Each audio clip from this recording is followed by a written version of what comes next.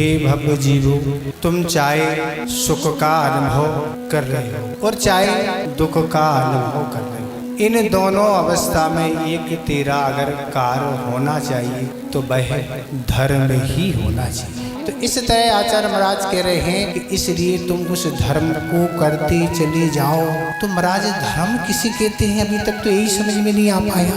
तो आचार्य महाराज लिखते हैं धर्म कहते हैं जहाँ हमारे परिणाम निर्मल हैं उसका नाम ही धर्म है।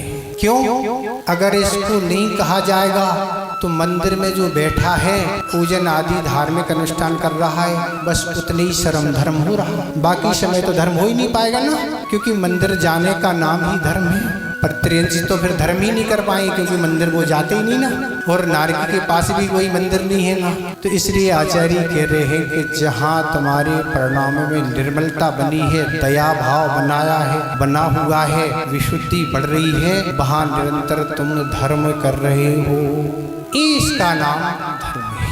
आप पैदल चल के अगर जीवों को बचाने के भाव से आप देखते जा रहे हैं, वहाँ धर्म हो रहा है। कोई वस्तु आप उठा रहे रख रहे हैं, किसी जीव को कोई बाधा नहीं हो जा, वहाँ आप धर्म ही कर रहे हैं। तो इस तरह बोलना आदि जो भी कुछ काम है जहाँ पर आपको जीवों का बचाने का भाव है, उसको ही आचार्य ने धर्म कहा। परिणामों की निर्मलता अर्थात जहाँ आपका कषाय का उद्रेक क्या है, दबा हुआ है, वहाँ परिणामों में निर्मलता है, वहाँ निरंतर धर्म हो रहा। जहाँ अपने को बड़ा नहीं समझने का भाव रहा नहीं हो रहा, मान कसाय का उद्रेक कम है, उसको भी धर्म कहा। वो जहाँ छल कपट आदि का भाव नहीं चल रहा, वहाँ भी धर्म हो रहा है।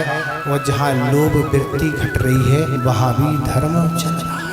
तो इस तरह से अगर आपको सुख की सामग्री को बढ़ाना है, आगामी जीवन सुंदर बनाना है, तो आचार्य कहते हैं उस धर्म को करते चले जाओ। इन अपने जीवन को व्यर्थ के कामों से क्या है, बचा के रखो। व्यर्थ की चर्चाओं से, व्यर्थ के कार्यों में अपने जीवन को बचाओ। उस समय को आप धर्म में लगाओ। मंत्रों की माला फेरना, आहार दान करना, स्वाध्याय करना, तो ऐसे अनेक प्रकार का धर्म है।